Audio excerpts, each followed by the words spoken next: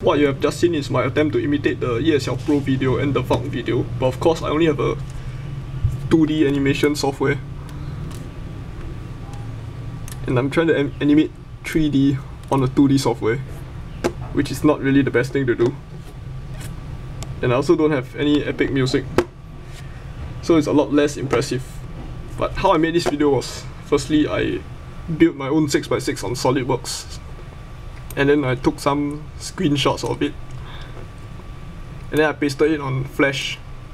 But some of those pictures, before pasting them on Flash, I actually edited them with Paint. And that is because I only have one copy of each piece in SolidWorks.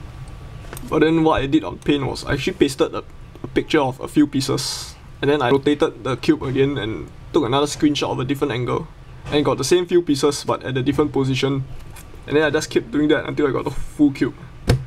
I also do not want to claim full credit over this particular cube, because the majority of the design is actually taken from the MF7S. So this particular shot here, which says internal 5x5 structure,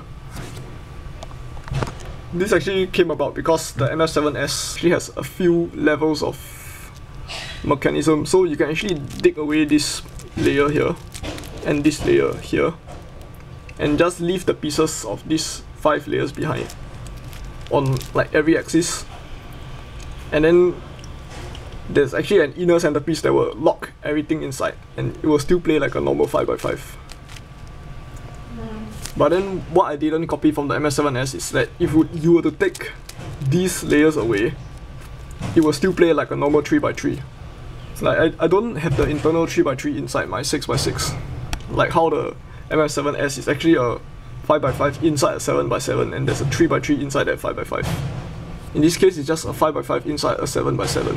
But of course, okay, it's a 5x5 inside a 6x6, but 6 and 7 are basically the same cube, just with the even and odd differences.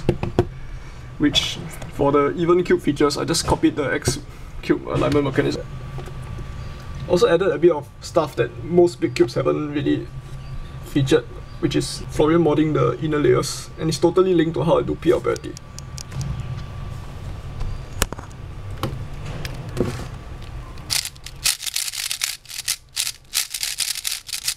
Notice I cut through the middle a lot. And also for OL parity, you cut through this 1x2 segment a lot. So I just felt that it would be nice if, like, instead of being Florian modded at just these 4 holes, I wonder if these 5 holes should also get more.